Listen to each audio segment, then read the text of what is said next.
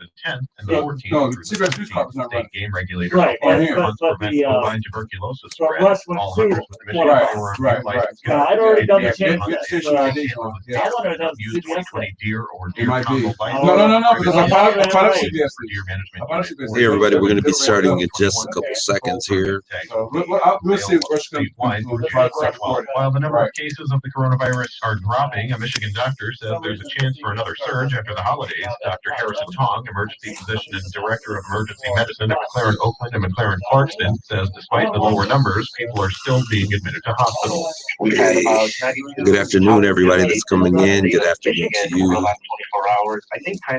Let's like, tag, and share this. Let's have this conversation. Hey there, how are you doing, Geraldine? Although time will need to be seen. Dr. Tong says he agrees with White House Coronavirus Task Force Dr. Anthony Fauci, who said last week the worst with the pandemic is yet to come. WSGW News Time 5:05. Partly cloudy currently, clouds extending into the evening, snow development possible 1 to 3 inches as we get later into the night. Currently 27 degrees with a low of 24 at WSGW, your connection to the Great Lakes Bay region and the world. Here we go.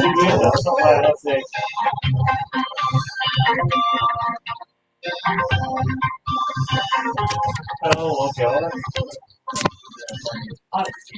Happy holidays from your friends at J&B. Local spot running. Michigan's home for American-made food. A J&B food distributor makes a great gift. Like Saginaw River strolls out of hunted or J&B food. Well, I'll be done about 2 o'clock, so if I see it happen again, okay. And Terry did say Russ was off by 30 seconds when he was doing there we go. See, that's still off. So now they're back on. Okay. So we'll see. All right, thanks. Who's this, wrestling ball? Yeah.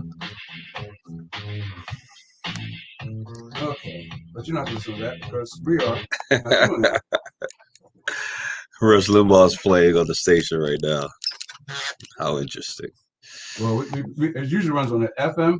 Yeah. But since we joined the stations, everything that was over there is over here now. We simulcasting. So we dumped a bunch of other stuff. So now you have Rush, Sean Hannity, and a bunch of other stuff. Everybody, yeah. So everything's over there because FM is now a parent station than AM. So all right. Awesome. All right.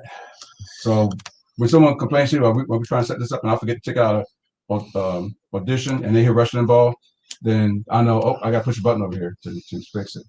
Okay. All right. Are you ready? Yeah, I'm ready. Okay. All right.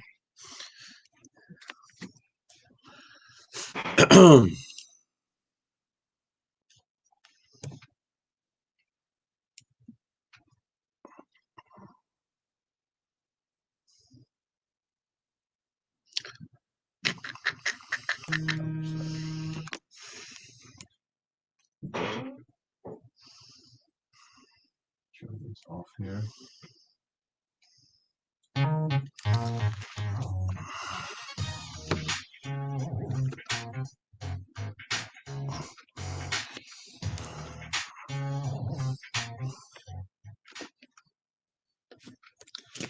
Wrong card. Sorry. Okay. Can I get a little bit more volume in my ear? United Shades of Gray.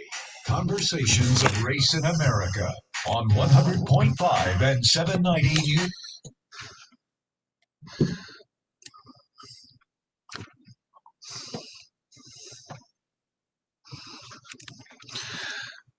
Good evening, everyone.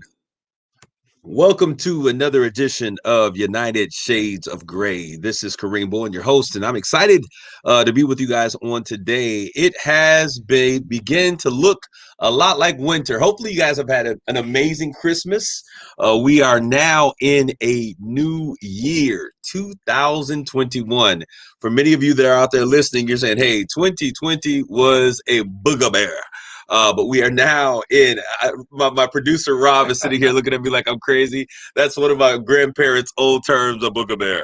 That means that it was a rough situation. And we are now in 2021. It is the beginning of a new year. I want to give a shout out to my main man, my producer, the Rob Father. Rob Father, why don't you give a shout out to our listening audience out there? Hello, everyone, and Happy New Year. And let's hope that we have a great year, a great 2021 with positive vibes moving forward. Positive vibes only is what we're going for. Well, you know, here at United Shades of Gray, and today's show, I am really going to be excited I guess, we've been doing this for a couple of months now, Rob. But I think that this is, I like starting things at the beginning of the year. And I want to refresh in the minds and in the ears of those of you that are listening, the reason why we are doing this show. And the reason we're doing this show is to have the tough conversations. We're going to have conversations on race in America. And, it's funny because I've had a number of individuals like, why are you always talking about race? And it may seem that way to many people. But this is a topic that it's time, I think, for us to really begin to just stop talking about surface issues and delve beneath the surface, pull up the engine. Let's see what's making this thing work, and let's get into these deeper conversations. And so I want to thank everyone that continually tunes in each week. A number of you have seen me and said, hey, I heard you on WSGW. And so I'm excited that you guys are actually tuning in. So today we're going to talk about how to engage racism when we see it, okay? Let me interject something there. Racism is like the Social Security and Medicare situation on Congress. It's the third rail. In our society, racism is the third rail that few people want to talk about. And only people of color, it seems, want to talk about racism. And only those who are not of color, so to speak, we'll talk about it. So this is a good program for that. Absolutely. And so it's important that we have those conversations. Many people don't want to talk about, I want to talk about anything that means I'm going to have to feel bad or, have to do something that I really don't want to do. And it would be easier for us to just always, think about rainbows and sunshine and, unicorns. Unfortunately, that's not the world that we live in. But I want you guys to understand that, and we'll talk a little bit more. I want you guys to have a clear understanding of the perspective from which I'm coming. I'm not here to make anybody feel bad. I don't want anyone to feel bad. As a matter of fact, I want you to feel empowered, because when you feel empowered, that's when real change takes place. So once again, welcome to United Shades of Gray. I am here every single Sunday at 7 p.m. All right. So I want you guys to tune in continually as we have this conversation. What's hot off the press? All right. Hot off the press in this new year. Well, the mutation has finally landed. We now understand that this UK variant, as we call it, which is a mutation of the coronavirus, COVID-19 virus, is now here in the United States, first found in Colorado. This new virus is more highly contagious. They're saying 7 to 10 times more contagious than the actual very contagious coronavirus. And it's important that we understand that this means that the same measures that were responsible for mitigating this past virus are going to be more important for us as we move forward. So a mask is not your enemy. A mask is your friend. Social distancing may seem a little bit difficult, but it is something that is necessary. All right. So let's not politicize things that can help us. These are actually medical health measures that are going to have public health actually measures that will help us to ascertain and to get through this and to go to another level and be safe so that we can get to some semblance of normal. All right. So we have, as of last week, nearly 2.1 million people vaccinated. Rob, it's disappointing, I'm sure, to those who are responsible for this virus, because we were anticipating by the end of 2020 that we would have had 20 million people that would have been vaccinated.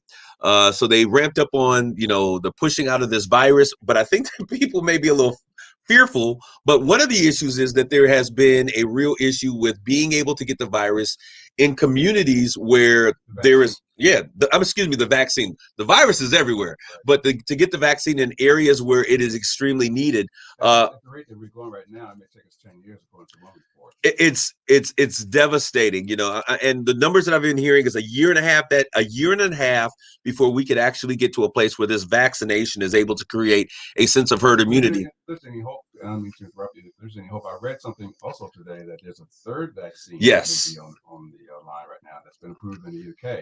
So if the FDA approves it here in the United States, that may be also, But then again, you still have one that needs extreme freezing, one that does not, and then this other one I'm not sure about, but it's out there in the market. Well, the third one, can these vaccines outdo the super COVID-19 that's out there that's traveling right now? Yeah, the third one you're talking about is AstraZeneca, and it's supposedly you don't need all of the temperature, the deep freezing, and all those other things, so it would make it more transmittable or transmissive.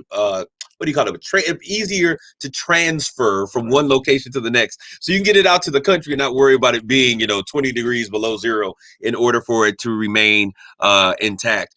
So we're only 10% of the people by the end of the year that they were hoping to have vaccinated. And I'm wondering, a lot of this is about, the system that was in play. How do we get it to the places? But then I'm also wondering, Rob, how many people feel like you and I, well, you're a little different. How many other people are feeling like I am? I need to give I need to give a good 6 months of this virus in people's bodies and seeing what's going on. And see, Kareem, not to say anything negative about you or anyone else who does not want the vaccine, but there's that fear factor that people are concerned, and some of it is justified, granted, but a lot of it is, consider the alternative. Either do you want to be still an exception to not getting the vaccine and then possibly giving your virus to someone else? Or do you want to take that chance? Because it's like the flu vaccine. Let me ask you this question though, Rob. Okay, a lot of people, when the new model of a car comes out, people are like, don't buy the first year model. Wait till the second year comes out. Why? With computers, right? So they can work out the kinks. To understand that we are now talking about putting in the human body something that has been pushed together and put together really in about 8 to 10 months. And now they're working this a lot longer because they had SARS vaccine. Well, 10. There's elements of this, and so they use that base information. Absolutely, but we're talking about something that is fairly new, and in 8 to 10, 11 months, they're now putting it in human bodies. What is this? They've been talking about the side effects that have happened initially, as soon as the vaccination, within 24 hours and then a week. But we don't have the ability to say, okay, what happens? Does your arm fall off? Do you grow, another leg? And medication vaccine, they ask you about certain things of your medical history, but everyone's physiology is different. Absolutely. So if they know the ideal physiology that they're working on will not affect people, they say, well, are you allergic to this, or did you have this particular virus when you were a young kid? Those things are taken into account to determine whether or not you can get the vaccine at a particular point. These are the questions that I'm asked when I go to the VA to get my flu vaccine and my the herpes and all that other vaccines that they give you. So you're used to the vaccination process. You're used to being vaccinated. Day one of the military, and I joined the military more than 20 years ago. So I'm used to this. Just last week, my mother went in. Side effects too, there's certain side effects, and absolutely for everything. But there affects certain side effects, like someone say, well, I got severe shaking and shivers and all that, and then after a while, calm down. They said, well, that means your body is accepting the vaccine and working with it and incorporating it into your cells, so it can develop, the immunity that you need moving forward. Well, that's good. I know my mom does. But doctor can call in and verify, some of the things that I just said. Absolutely. Well, if there's a doctor in the house that would like to verify that, absolutely do so. I know my mom does. Every so many often, she'll do a pneumococcal, a pneumonia vaccine, and then she'll take another one for, I think it's shingles or something she did recently, and that's kind of a 2-dose thing. She takes one, and then 30 days later she does another, and she was kind of leery of doing that initially, but it's now become a way of life, and I'm hoping that we can find that same type of semblance with what's going on here. I am not as if you look at and you check my background, this is what the field of study that I come from, medicine, pre-med, that whole thing. So I understand it, but I do understand history as well. And I just like things to be established and a pattern of consistency and being able to get some data to show us that things are well. So it's important to me that we handle that way. Kareem, let's do it this way then. There are people who are now, especially people of color, who are reporting back on social media that they took the vaccine, and they'll say, okay, I'll tell you how I'm going to feel in a couple of days, how things are going from day one. Yeah, they're reporting. So should I get one, or it comes to my way, maybe May or June, whatever they offer it to us, or should you get it? And let's tell our audience, okay, we took the vaccine on X day.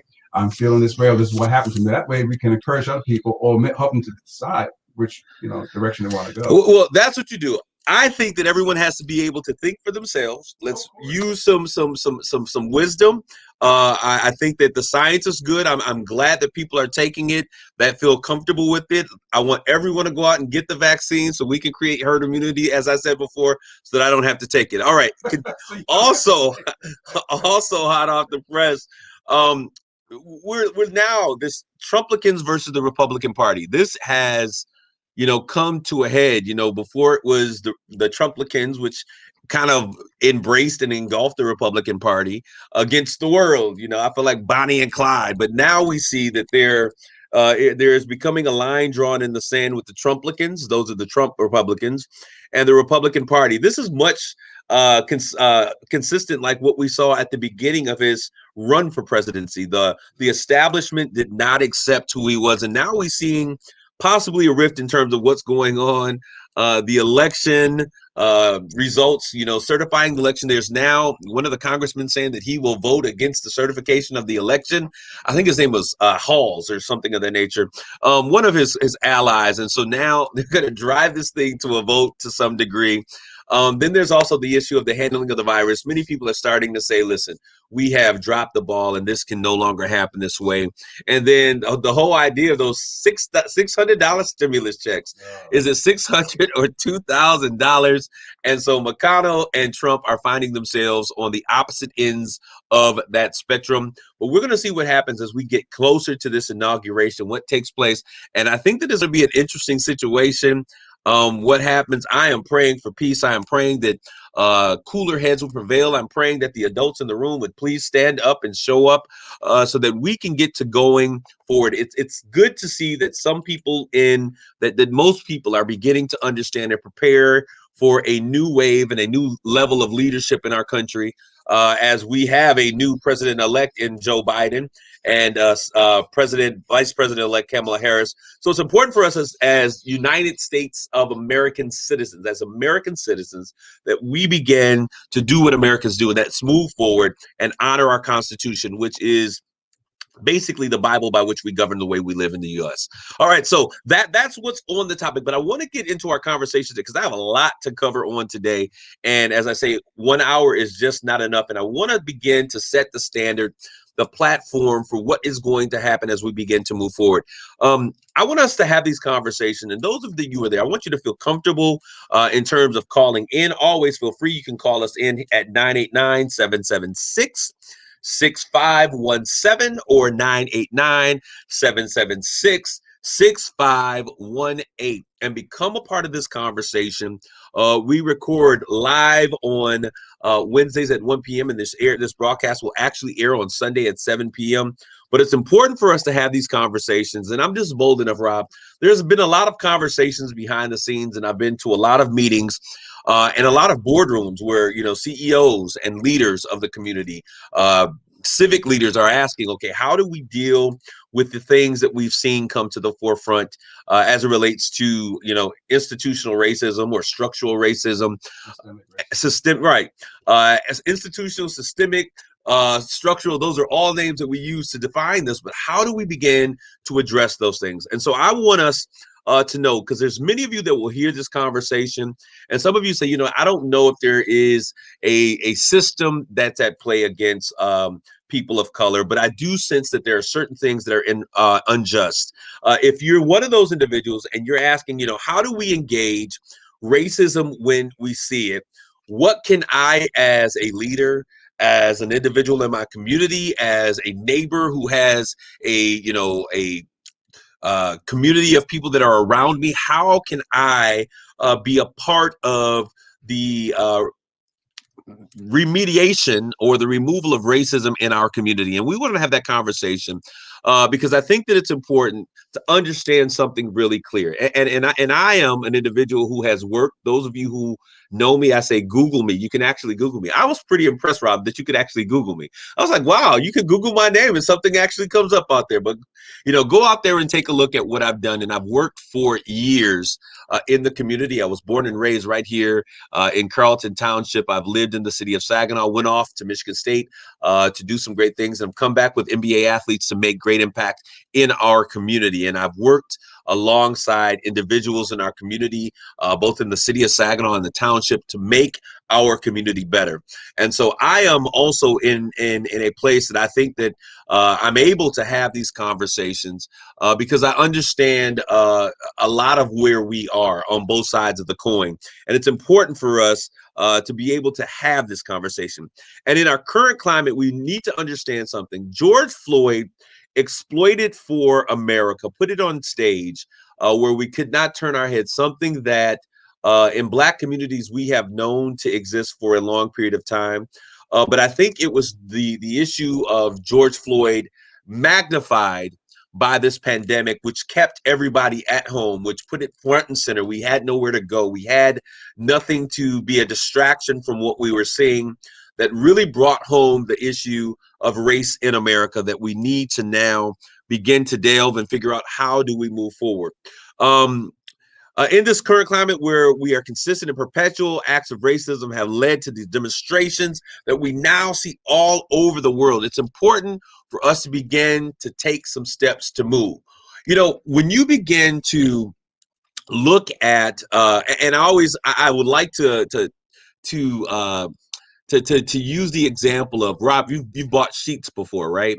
Okay, you go to the store, and this is the funniest thing. Whenever you buy fitted sheets, you know, you take them out, you think you're gonna like them. Maybe it's the thread count, maybe they're not as soft as you thought that they would be, maybe they don't fit your bed quite right.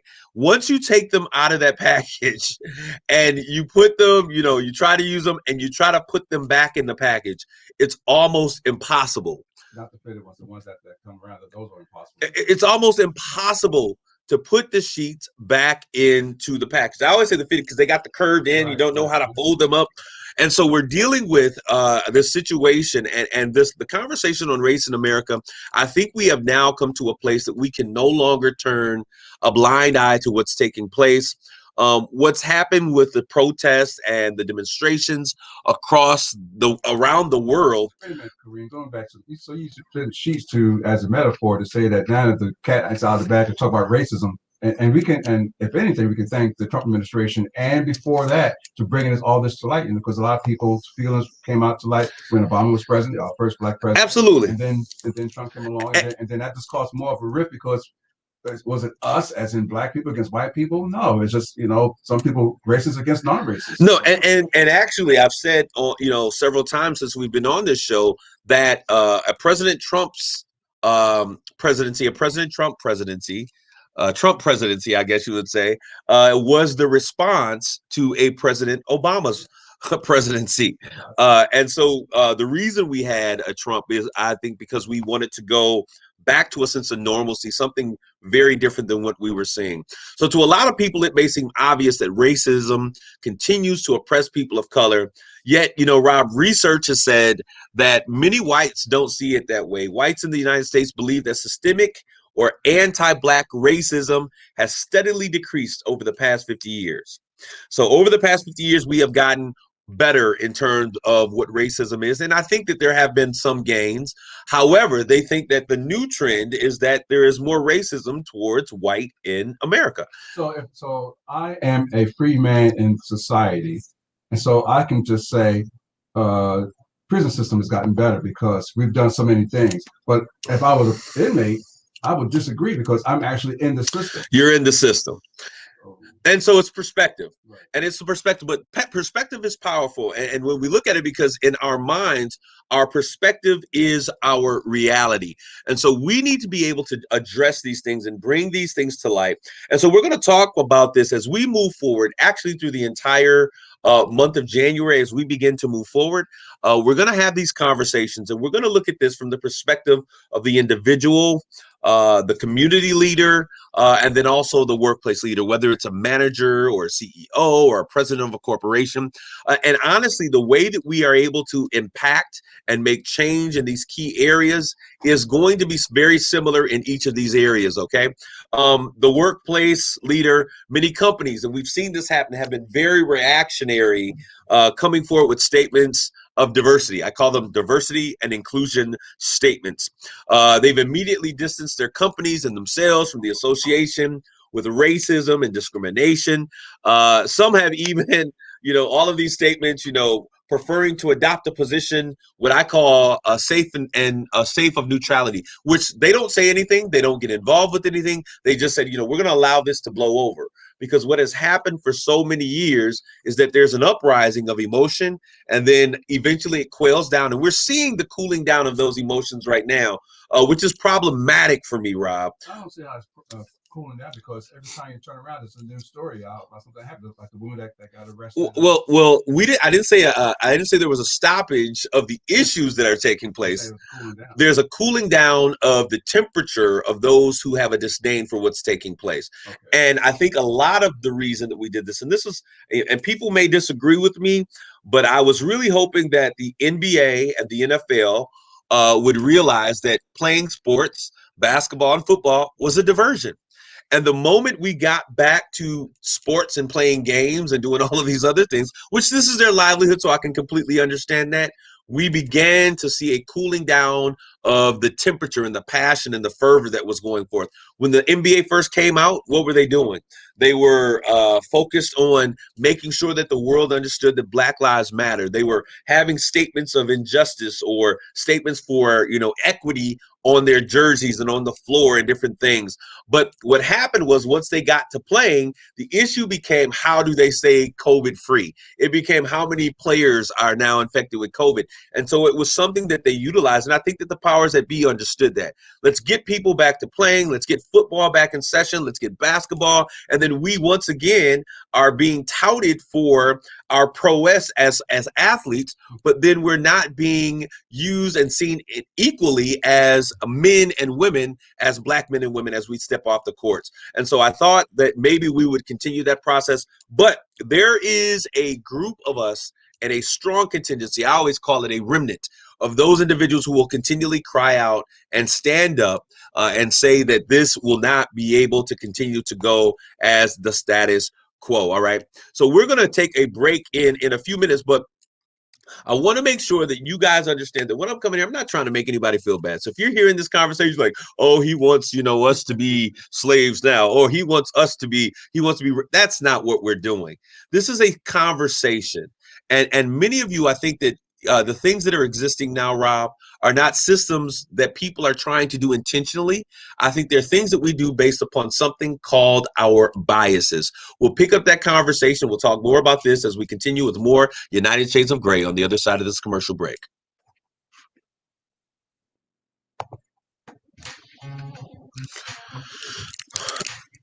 All right, for those of you who are on social media, we're going to take 5 quick key core things. We're going to use it press, and I want you guys to listen, because if you're listening, you'll be able to use these 5 key elements. Press. That's what we're going to use. PRESS. You'll be able to engage and begin to combat racism and other issues that are of disparity in our community. So stay tuned. If you guys have something to say, by all means, post it. I'll get to it. And if you'd like to call in, those numbers once again, 989-776-6517 and 989-776-6518. Thank you guys for tuning in. Quick break. Okay. When I do this and start wrapping up, then you start shutting down. Okay. Because you're 30 seconds too early. Okay. I'll give you more 30 seconds to the next side, but sounds good. I'm trying to keep it within 24 and a half. And I want you to close out before I close out. I'm trying to make sure you get the full time of your show. Where's my file here? Go my files. My folder.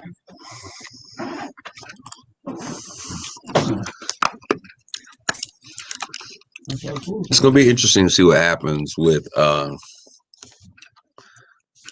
this. Is Mitch McConnell going to stand up and put this bill on the floor for this $2,000, or is he going to tell Trump to take a long walk on a short pier? I don't trust either one of them. I don't trust him either. I think they both know what's going on. Where's my folder on here?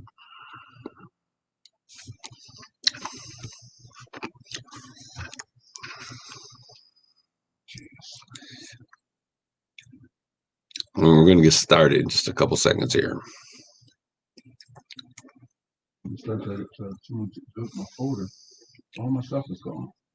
No. Well, on this computer, I don't know what happened to it. But fortunately, I have a contingency plan. You said you have a contingency plan? I have a backup to the backups to the backups. That way I don't get screwed over. You get burned enough times, you know how to do certain things.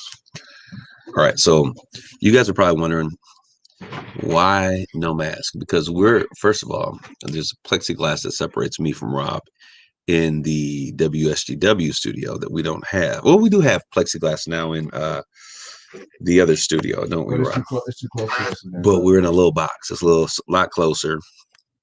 So we talk about disparities.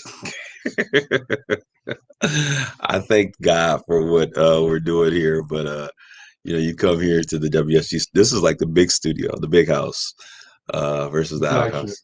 What's that? We're the flagship. This is the flag station, a flagship. Okay, yeah. So we're in the flagship radio station. So when you come in, there's a big window here. I don't know if you guys can see it. I have to show you guys next time.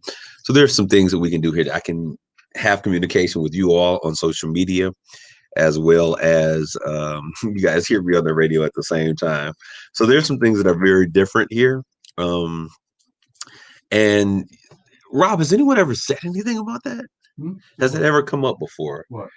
The difference in accommodations. No. And as a matter of fact, Mark Thomas has told me, we had a conversation about this a few weeks ago. We are planning to, once they get everything situated with the automation and whatnot, we will be doing your show, TLZ, in here because it's same for those reasons. Right. Okay. So wait, we've got some equity going on. That was and we're making some changes. So that's good to hear for those of you out there. So because this is definitely a much better studio to be able to work out of. It's bigger. You can socially distance. When people come in, you're recording. There's a huge window that people that are coming in and out can see. So it's pretty cool. So it's good to see. Mark Thomas has been very good. The station, what is his actual director? General manager. The general manager has been phenomenal in terms of really being open and willing to make some changes happen, which I think is important, because it's one thing to have, and we'll talk about this today. There's one thing to have sympathy for these situations, but it's a whole nother thing to empathize and be willing to put in the effort to do the work and be willing to make certain changes happen. And so this is a really great opportunity. So I'm excited about it. So those of you who are out there, we're going to get right back. Let me know whenever you're ready, Rob. I am. Rob is having some issues here, and he has to take care of them. He don't have issues. Rob, we all got issues. All right, so I'm keeping them under my hat. Technical issues I can handle. All right, so let's get in this conversation. Just start in a moment.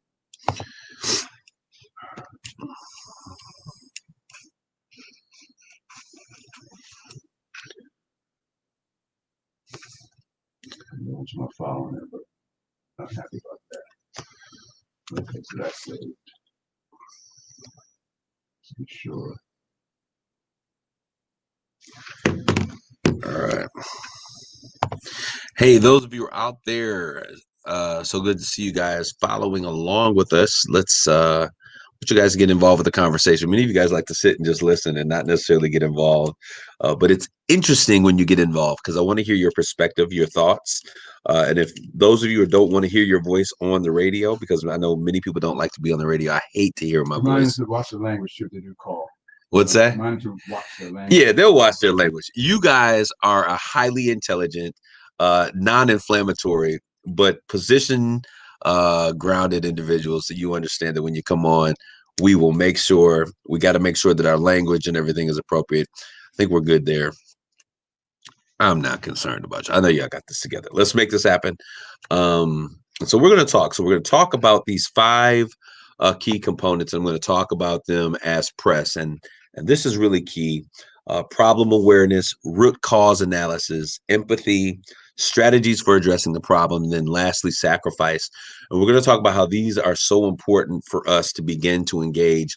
And so no matter what area or what level you're engaging the system or racism as it exists in your community, in your group, on your job, or whatever, these are some key things. And especially for those of you who are bosses or managers, leaders of some, maybe it's a crew leader, shift leader, a CEO, CFO, whatever it is, these things are going to be necessary and very important for you as we engage and try to make way. And I think that it's possible. We have to continually believe that changing the current dynamic is possible. All right, so let's get there.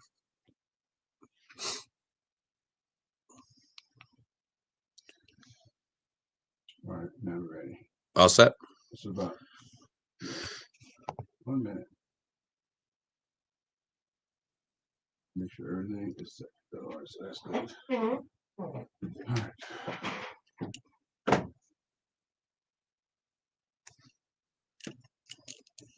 Oops, what I'm doing this for? Get it where I am.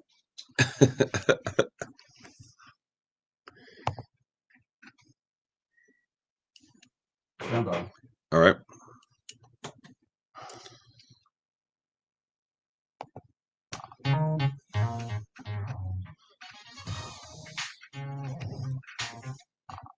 You're listening to United Shades of.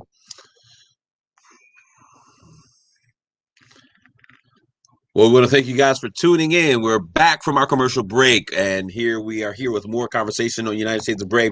Before the break, I was talking about the fact that we're going to begin to engage this conversation in a very systematic way. And I wanted you guys to understand that as we begin to have this conversation, it may ruffle your feathers a little bit, and I'm okay with that. I think that change only begins when we begin to get uncomfortable. And so I'm okay with having this, and I think that it is time for us to feel uncomfortable because for many years, blacks in our country have felt uncomfortable in their skin for so long. But I think that it's important that we have this conversation because, and I say this because after the George Floyd situation, there were all of these companies that were coming out with these, these equity statements, these diversity and inclusion statements. You know the ones I'm talking about. We don't condone this type of behavior, or maybe it sounded something like, at so-and-so company, we work to build a community of employees that are treated equally, blah, blah, blah, blah, blah. And from people of color, we've heard this so many times before that that it almost feels disingenuous and a blatant attempt to portray that our country is very inclusive when there are some serious issues that we have to begin to deal with. All right. So I think that one of the key things is that we have to begin, first of all, to address and begin to talk about accountability. Racism is born and perpetuated through a misuse of power. So when we talk about racism, racism is different than prejudice. Prejudice, we all have prejudices. We either like or dislike something. We, may not like someone because they're black, white, Asian, whatever the situation is. So all of us have the ability to purport or to be a part of prejudice. We all have prejudices. However, racism is something that is born and perpetuated through the misuse and the abuse of power, the lack of accountability in and around a race in our communities, our legislative branches, our boardrooms has led to a lack of trust of generations of Black and brown people in America. And so who are our leaders? Usually these white leaders of corporations, of governments, of school districts. Who are they accountable to? And establishing company-wide processes or community-wide processes to annihilate racism and discrimination are being proactive about race and racial inequality. That's the only way that leadership can change the experience of Black people in America. So I want to begin by talking about 5 stages, these 5 stages that I think that are vitally important that we must begin to address and take a look at if we're really going to begin to eradicate racism, either in our corporations, in our politics, our government, our communities, our neighborhood, even such things as the PTA group. If you are part of a group that is bigger than one, you can use these stages, and it is important and vitally important that we get through these stages in order to eradicate racism. And we're going to use the acronym of the word PRESS, PRESS, as the acronym that we'll use to remember this. The first P is problem awareness, all right? The second one is root cause and analysis. Thirdly, empathy. Fourth, strategies for addressing the problem. And then lastly, sacrifice, or willingness to invest the time and energy and resources necessary for strategy implementation. All right, so we're going to talk about these key areas because as we go through the month of January, we're going to have some conversations. We're going to have conversations with leaders in business. We're going to have conversations with individuals. For me, I'm a man of faith, and those of you who don't know, I am a pastor as well of a Pentecostal Black church, born and raised. But we're going to talk. I'm going to have a conversation with some of those what I would consider to be white evangelicals. And during this time of what has happened with social injustice, and even with this presidency, in many cases, and I'll say this, in many cases for Black America, when we talk about those who support President Trump, it's almost synonymous with white evangelicals. When we talk about those who have gone silent during the period of this social injustice and have not said anything.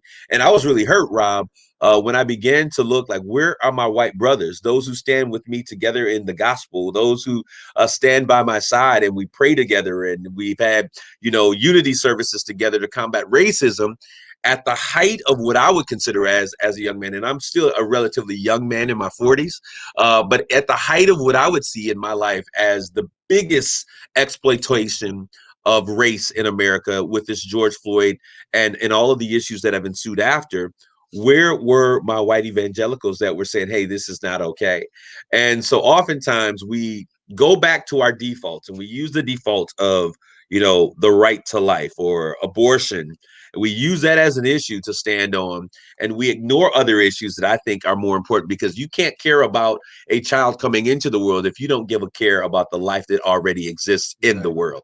And so we're going to have those conversations, and I think they're important. It's not to bash anybody, but honestly, I think that I need answers, and I need to understand how can we, the Bible says thou shalt not kill, but throughout the Bible and throughout the life of Christ. And I understand where I'm at. WSGW, Rush Limbaugh, Sean Hannity, those guys are a part of this conversation. They're a part of this station. And so those of you who are listening, I think I need you to understand that it's very important that, yes, I believe in the right to life. I believe in the right to a person to choose. I believe that life is there's the sanctity of life. However, I do believe that the Bible speaks more about social justice. It talks about whatever you do to the least of them, you do unto him. And so we have to have those conversations, because either we agree across the board or we don't agree. And so we need to make sure that we are all reading the same script when we say that we are believers or that we're born again believers. And I think that is going to be a key piece of this conversation, because in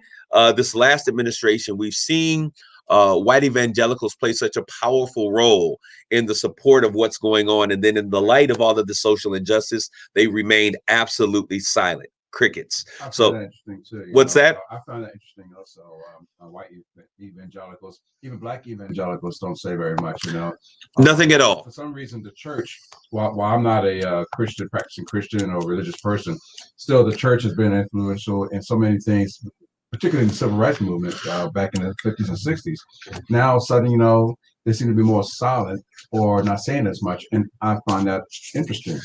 Well, there are a lot of people that have gone silent, but there are individuals like myself who, and I think that it's not about just making noise, but I think it's about having a conversation that matters. Well, that's what I'm talking about. They should be encouraging the conversation. Absolutely. We used to have church meetings and whatnot. Everything came to the church so that we could talk about things, and not necessarily to bring up the Bible, but about, okay, here's the social humanity.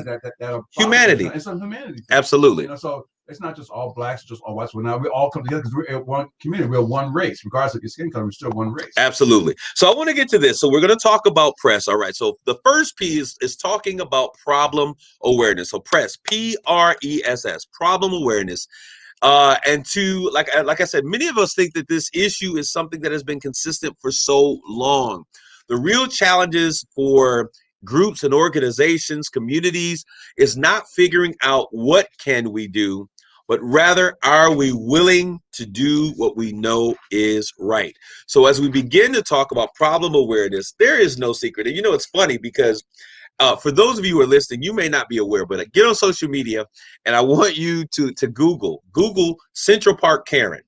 I want you to get on Google, and I want you to, for those of you who have never heard who Central Park Karen is, it is a nickname that has been attributed to a Caucasian woman, a white woman in Central Park who was walking her dog, I believe it was, and she came into a situation. She was confronted with a black man. Maybe it was he had a dog. Somebody had a dog.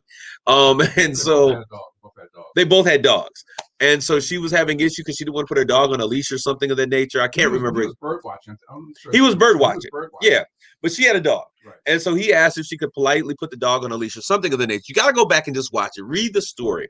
And so what that story showed me, and those that are listening, is that for so long, I thought there is no way that people can act this way, that people can see that racism exists. And we now live in a place that we're much more educated, we're much more sophisticated, that we would never allow those types of things to happen. But what it did, it in rude fashion, is that it brought me to the understanding that we're not lost for words. We know that racism exists. You don't need the Central Park Karen to do that. We have white women or white people calling on black people just for minding their own business. No, but I think this one is a little different. And the reason I say that, Rob, is because not only did she was upset that he would not stop doing whatever it was that he was doing in a park while he was bird watching, but she called the police on him. Right. And what was so crazy in this particular, please Google it, Central Park Karen. It'll pop up, I guarantee you. And she was a leader in her workplace. This is what's crazy, okay? Yeah. So what's crazy is she calls the police and she tells the police, I'm gonna call the police, and I'm gonna tell the police that I am being threatened by a black man. Understanding full well, she didn't say just a man, but by a black man, understanding full well there would be a difference in the understanding and the reaction of the police officers, understanding that there was a white woman that was being harassed or assaulted or whatever by a black man.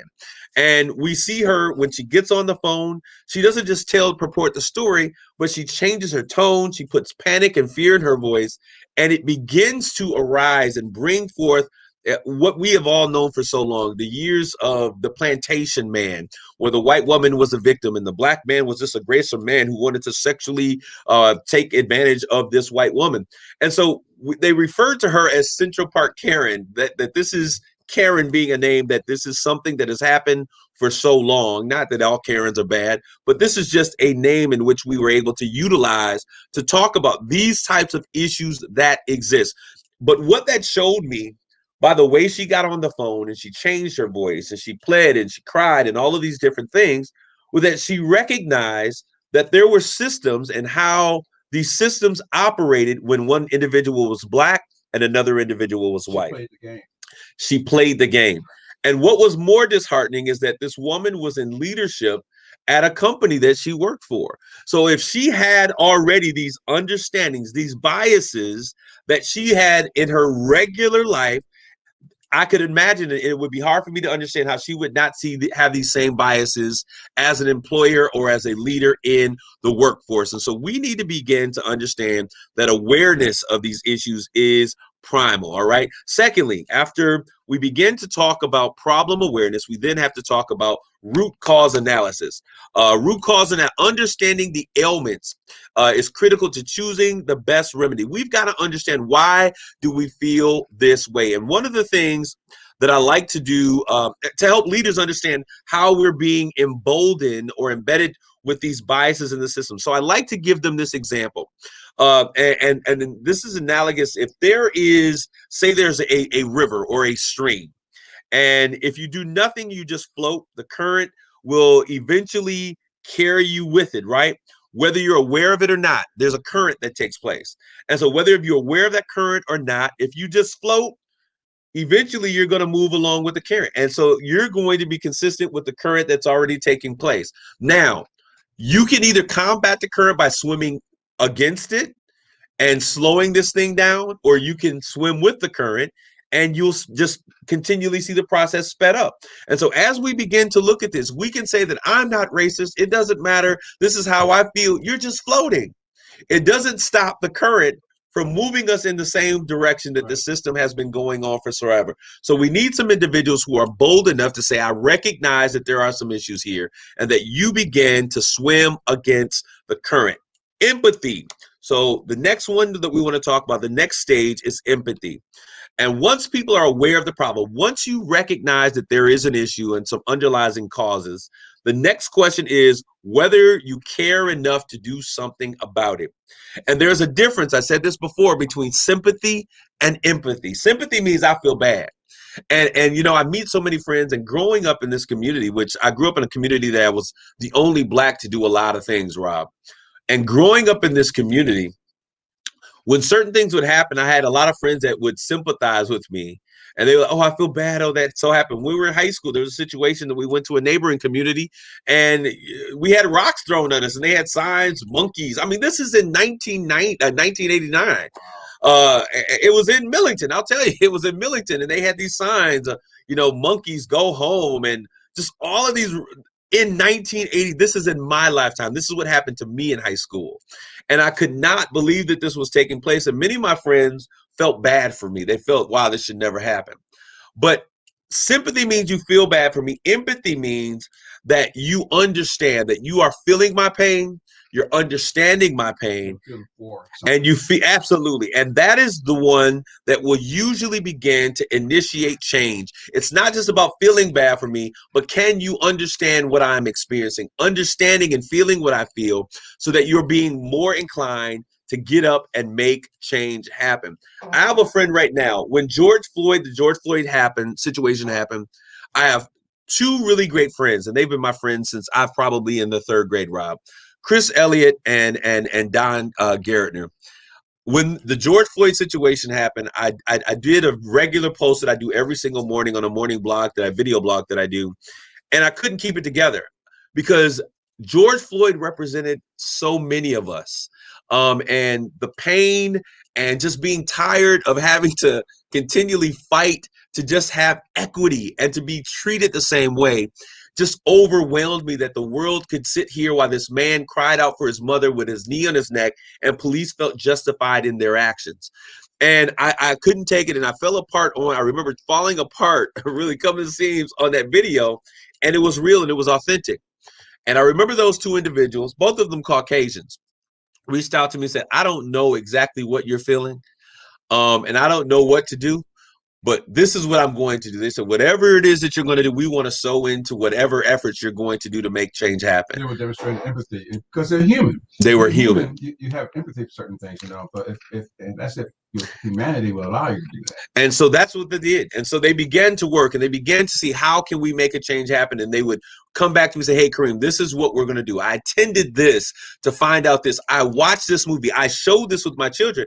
And then there was a protest that I did in the community. We were walking a march from St. Mary's down to Morley Plaza in downtown Saginaw, a show of Black men standing up saying, hey, we can't breathe. And I didn't ask them to. I looked up and those individuals were there. They didn't just come by themselves, but they brought their children so that they could show their children that this is how you began to make change happen. And so they empathized with where I was. And I was so thankful for in that moment. If I don't have another good friend in life, those two individuals have shown me that they are dedicated and committed to the cause to make change happen. All right. So we're going to move from empathy to strategy. All right. And strategy, after the foundation has been laid, it's finally time to do what are we going to do about it? We then have to begin to strategize. Most actionable changes or strategies for change address three distinct but interconnected categories. All right. Our personal attitudes. How do I feel personally about this? Secondly, informal cultural norms.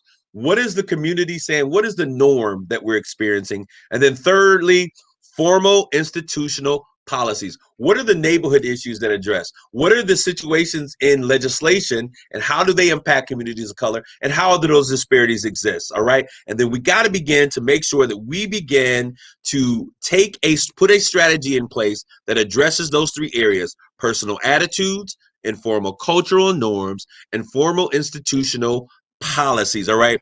To most effectively combat discrimination, leaders in our community, on the job, in our neighborhoods should consider how they can run interventions on all three of these fronts unanimously. They have to happen simultaneously.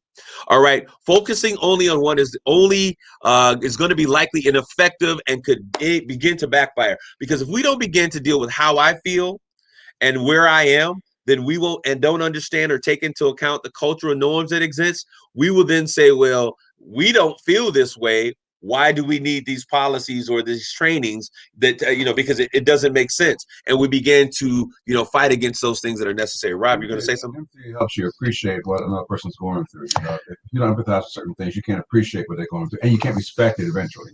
Absolutely. And then the last strategy here, the last S. So we've talked already about problem awareness. We've talked about root cause and analysis. And I want to get through all of these. I don't want to leave these for next week, because next week we have a very good conversation we're going to have. Empathy, strategy, and the last one is sacrifice. All right. So after we have the strategy, we then begin to understand that we have to talk about sacrifice. Many organizations that desire greater diversity, equity, and inclusion may not be willing to invest, in the time, the energy, the resources, and the commitment necessary to make it happen. And I want those of you, especially those of you who work in corporate America, those of you who have some level of power, I need you to understand this. At the height of this George Floyd thing, I was hit up by a number of CEOs because I worked with a group of people, and I was, certified to do bias training and cultural competency training. So there were a number of CEOs that I had conversations with. There were a number that kind of sought me out saying, Kareem, I would really like to do something in the Black community, and how do we make that happen? And the first thing that I said to them as we were having this conversation was, why do you want to do this? And they began to, because I believe, that we've got to be able to bring change, and diversity is very important, and all of these things. And I asked them, my next question, Rob, was probably shocking. And one of the individuals told, someone else that they had met with, that I was kind of hard on them. But my next question was, what are you willing to give up? Ooh. And we need to understand that when change is going to really take place, we cannot allow ourselves to just continually float down the river, because change will never take place. But it means that there's something has to change to turn the tide of this current. So the first thing we have to ask ourselves is, why are we doing what we're doing? Are we doing it because it's the latest fad? Are we doing it because we don't want to appear racist? Because what I've learned also is that there are a lot of individuals who are more concerned about appearing racist than actually being racist. There's a book that was written, Dr. Don Hinton gave it to me. I can't remember the author of it, but it was called Racism Without Racist. And so we live in a world that we experience racist, but no one wants to be racist. And so they're more. The other word next to empathy is apathy. Apathy. Absolutely. Go ahead. And what do you mean by apathy, Rob? Afraid to do something, reluctant to do anything because of whatever reason. And you're just sitting back to, voter apathy is an example. So I won't do anything. So I'm not going to do anything. I'm just going to see what happens. It's best if I do nothing at all, which is why you have a lot of people who have apathy, not empathy, but apathy for the situation, because they can't feel empathy. Absolutely. And so when we begin, as I began to look at that, I was like, wow, this is crazy. So they were somewhat offended by the fact that I asked them, what were they willing to give up? But we often look at the ideas of diversity. We want diversity and we want inclusion. But we need to understand that in order to get diversity, diversity is the touchdown. It is the end zone. It is the ultimate place that we desire to end up. Diversity is not something that we do with a statement. Diversity is not something that we do by creating a group. But we first must have equity and inclusion. And diversity, many people think that diversity, and I hope those of you that are listening that have the ability to impact, that are on a diversity panel, that are talking about how we can bring diversity to our communities, I hope you begin to understand that diversity does not just mean bringing Black people into a room. Like, okay, well, now we've hired these Black people and now we've got diversity. We got, 3.5 women. We've got 2.5 Blacks. We have an Asian, now we have diversity. That is not diversity. You have simply brought people into a room and you've created a rainbow. And rainbows are not diversity. Diversity is the touchdown. And in order for us to achieve diversity, Rob, it's important for us to understand the power of equity and inclusion. Inclusion means that I'm being brought to the table. I'm being given a pen and a paper, and I'm being given an opportunity to be there. I'm included in the process. Equity means not only am I sitting at the table with the mic in front of me, but my mic is turned on. Testing, testing, 1, 2, 3. That my mic is turned on. And it's turned on to the same levels as the other mics that are at the table. And it means that not only do I have a place at the table, but it means that now my voice has the ability to be heard as I sit at the table. So equity and inclusion are necessary for us to get to the place of diversity. Okay. And so I want us to continue. And so sacrifice is the final thing. Once again, just as a recap, as we close out here today, problem awareness. Remember, press. These are the stages: problem awareness, root cause and analysis, empathy, strategy, and then lastly, sacrifice. Are you willing to pay for the change that is necessary? That will often determine how sincere you are about bringing racism to an end. So, in final, the question is, we must now confront as a nation: are we willing to do the hard and the necessary work to change widespread attitudes, the assumptions, the policies, and the practices that make racism available and still pertinent to our conversation? And as always, here on United Shades of Gray, I want us to continue this conversation. I need you to tune in on next week as we talk with those individuals, those white moderates, those white evangelicals, as we have this conversation about race in America. As always, I long live for the day we are no longer divided by black or white, but we truly become United Shades of Gray. I want to thank all of you guys for tuning in today. I want you to tune in, get involved with this conversation, because your voice is necessary as we talk about race in America. Thank you for tuning in today. This is Kareem signing off. Once again, grace and peace.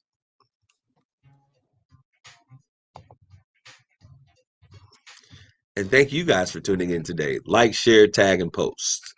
Thank you guys. God bless you.